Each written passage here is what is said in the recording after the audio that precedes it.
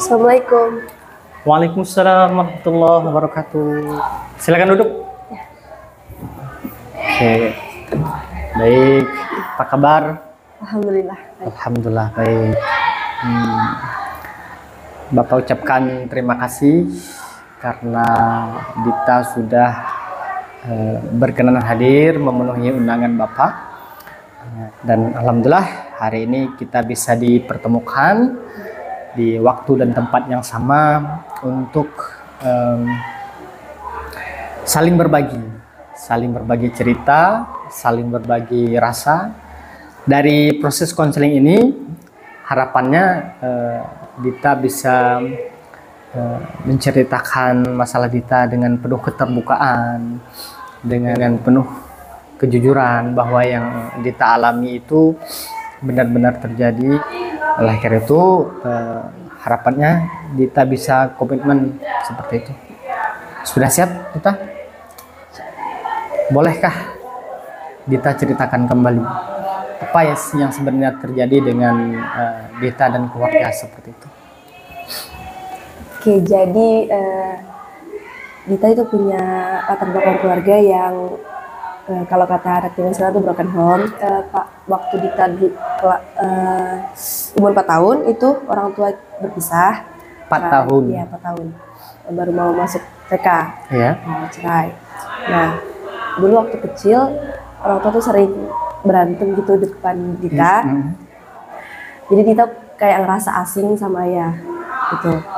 Maksud asing itu Dita berjarak, jadi tidak ada berjarak, ikatan emosional yang dimaksud. Iya. Oke. Lanjut. Kayak Dita tuh ngerasa itu tuh bukan ayah Dita gitu loh. Iya. Karena udah jahat banget sama ibu, sama Dita juga. Jadi emosi Dita juga jadi nggak stabil. Dita ngeliat orang-orang yang bahagia sama ayahnya jadi sedih gitu loh. Oke, baik. Bisa dirincikan lagi nih, rasa kesal dan kecewa seperti apa sebenarnya yang Dita rasakan? Jadi kayak timbul rasa kecewa kenapa yang harusnya kalau kata orang-orang itu cinta pertama anak perempuan itu di bapak, tapi kenapa Dita nggak dapet itu? Lebih ke situ. Oke. Apa yang Dita rasakan setelah kejadian itu? Pastinya di awal tuh ngerasa kayak dunia tuh nggak adil buat Dita. Kenapa harus Dita yang ngerasain itu? Kenapa nggak orang lain aja gitu? Kok orang-orang bisa gitu bahagia sama keluarganya, keluarga kecilnya gitu. Orang lain punya bapak yang baik gitu, yang tiap hari bisa nganterin anaknya sekolah, dikasih jajan sama bapaknya. Sedangkan Dita tuh nggak ngerasain kayak gitu. Lebih ke kayak ngerasa dunia tuh nggak adil buat Dita gitu loh. Oke. Jadi pernah merasakan kondisi seperti itu ya? Menganggap Tuhan tidak adil mungkin? Iya. Kenapa itu bisa terjadi ke keluarga Dita? Kenapa keluarga Dita mungkin nggak seharmonis keluarga teman-teman Dita? Iya. Jadi sempat merasa tertekan batinnya seperti itu. Lalu apa yang Dita rasakan gitu, ketika hanya hidup bersama mama saja tanpa merasakan kasih sayang dari seorang ayah dari umur 4 tahun loh. Nah, yang Dita rasakan pastinya ya sedih itu nggak bisa dipungkiri. Dulu waktu pertama kali ayah ninggalin Dita sama keluarga itu, mama tuh selalu mempengaruhi Dita buat benci sama ayah. Tadi Dita mengatakan bahwa ada perasaan tidak adil, perasaan kecewa dan sebagainya seperti itu. Itu di usia berapa? Masuk SMP kayaknya. SD semester akhir masuk SMP gitu. Masuk SMP. Jadi sudah berpikir seperti itu ya, menganggap bahwa Allah tidak adil, bahwa kenapa terjadi kepada keluarga Dita dan sebagainya. Ya. Oke. Lalu sekarang yang Dita rasakan seperti apa? Masih menganggap Allah tidak adil? Terkadang masih kalau Dita lagi banyak masalah, lagi banyak pikiran itu pasti sering sebelum tidur itu nangis, mikir yang kayak gitu. masih lumayan sering sih Pak. Oke, berarti sampai sekarang perasaan pikiran seperti itu masih ada ya? Oke, baik. Sebenarnya itu pikiran irasional ya. Iya. Pikiran irasional ya menganggap bahwa ujian atau masalah serta-merta hanya ditimpa kepada kita. Mikir bahwa emang ini udah takdirnya, udah jalannya, mungkin bisa dijadikan pelajaran buat kita, dan emang masalah ini bukan cuma Dita yang alami gitu. Bapak memahami apa yang Dita rasakan dengan masalah yang sedang Dita alami. Nah, Bapak ingin fokus ke bagian tadi Dita menceritakan bahwa Dita sering menangis gitu. Sering menangis malam, kemudian terkadang masih terlintas pikiran bahwa kenapa sih terjadi pada keluarga saya seperti itu. Nah, bisa diceritakan seperti apa gambaran perasaan Dita? Jadi tuh Dita mikirnya bahwa kenapa sih harus Dita gitu loh. Kenapa sih harus Dita terus yang ngalamin masalah yang terus-menerus hadir gitu loh. Kenapa kayaknya Dita ngeliat orang lain bahagia-bahagia aja gitu. Nggak ada masalah. Nah. Oke, jadi karena perasaan yang masih mungkin belum menerima, Iya. masih ada perasaan belum menerima dengan kondisi itu, masih ada. Oke, tapi bukankah di dunia ini tidak hanya seorang Dita yang mengalami hal seperti itu? Baik, ada perasaan rindu nggak? Dengan Pasti kalau itu Pak. pasti rindu. Coba gambarkan perasaan rindu Dita dengan kepada ayah. Tampaknya ketika Bapak mengungkapkan kata rindu, mata Dita langsung berkaca-kaca. Ya, kalau rindu. Tidak apa-apa kalau mau menangis dulu. Tidak apa-apa. Lanjutkan ketika Dita sudah mulai tenang.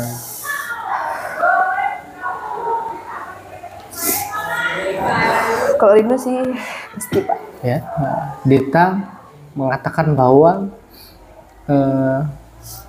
jarang sekali berinteraksi dengan ayah. Tapi di sisi lain, Dita mengatakan ada perasaan rindu yang membuncah gitu dengan ayahnya. Kalau Dita lagi emang bener-bener kangen sama ayah, Dita cuma bisa nangis. Apa yang akan Dita lakukan ke depan? Itu Untuk mengantisipasi pertama pikiran irasional yang sering Dita alami ketika tengah malam, yang sering menangis, tiba-tiba menangis, kemudian muncul lagi pikiran bahwa kenapa sih terjadi kepada keluarga saya, kenapa bukan orang lain, seperti itu. ya. Jadi mungkin yang bakal Dita lakuin adalah mencari teman cerita yang bisa Dita percaya untuk meluapkan masalah yang Dita alami.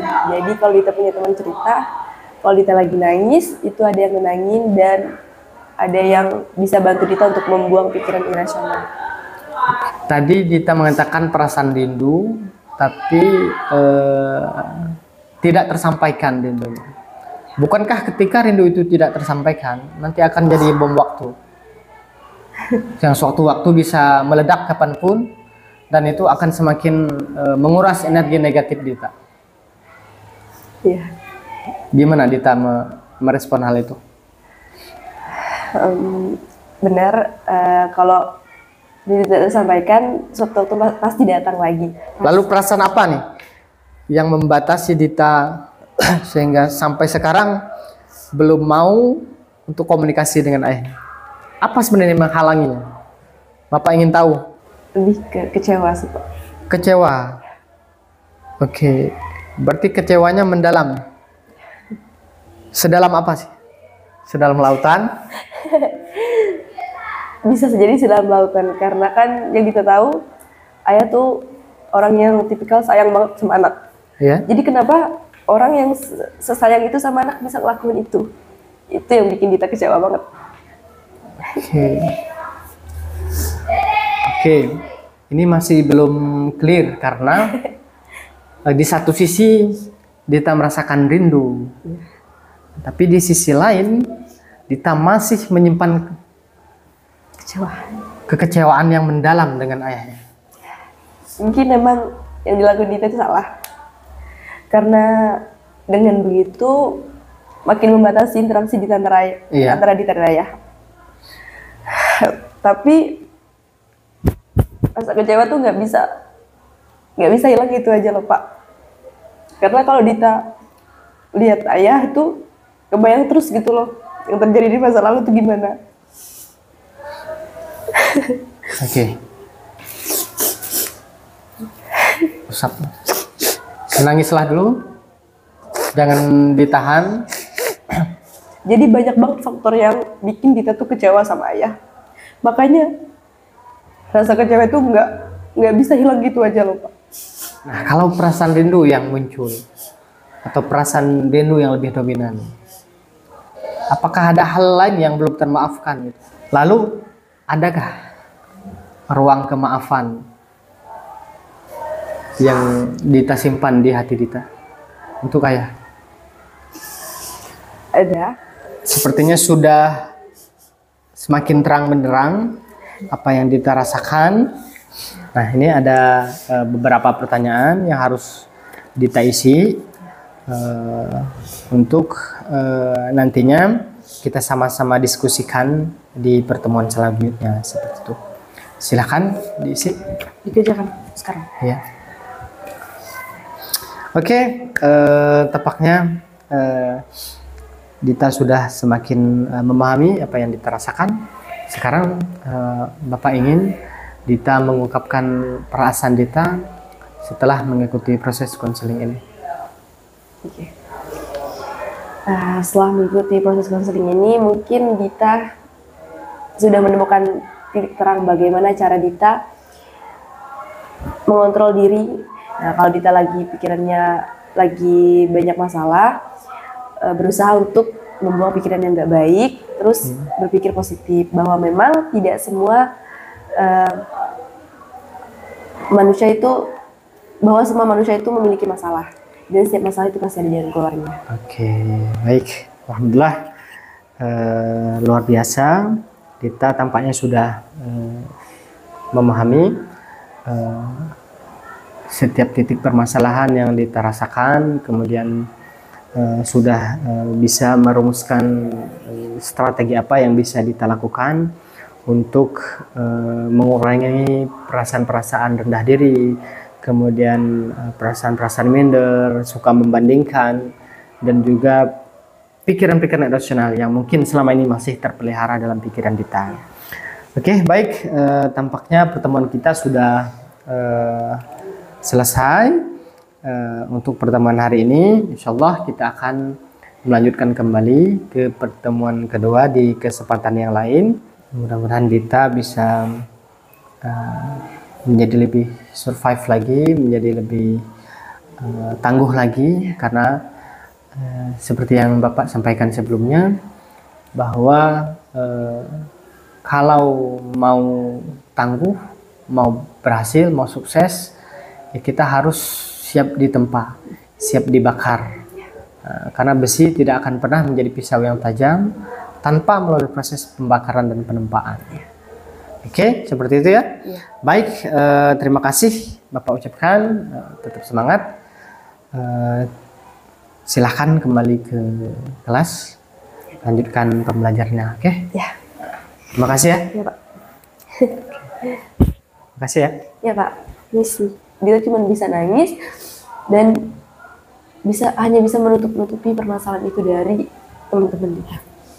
Jadi kayak bisa dibilang dia tuh pakai topeng.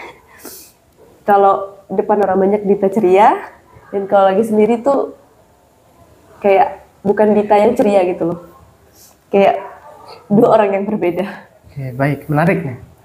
Topeng ya. Bisa dijelaskan lebih lanjut. Topeng seperti apa yang Dita maksud? karena Dita ingin disenangi, ingin semua orang berteman dengan Dita. Jadi Dita tuh harus kayak baik-baik saja, harus ceria, harus baik sama orang-orang, biar orang tuh senang sama Dita gitu loh. Oke, berarti pura-pura tangguh Ya, bisa tapi jadi. rapuh.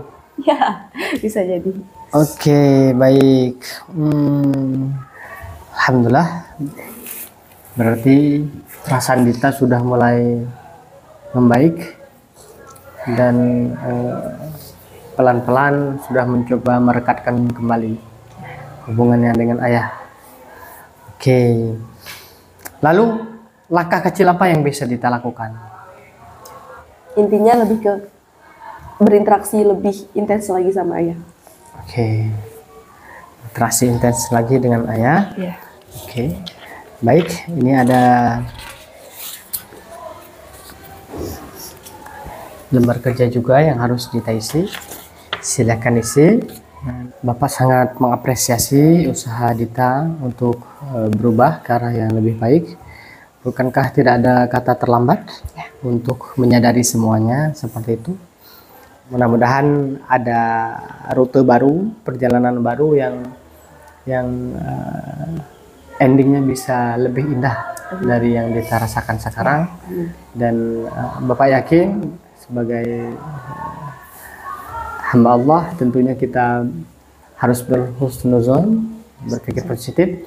Apapun yang terjadi saat ini, insya Allah sudah menyimpan hikmah terbaik, kado terindah dari apa-apa yang sudah Allah tetapkan seperti itu.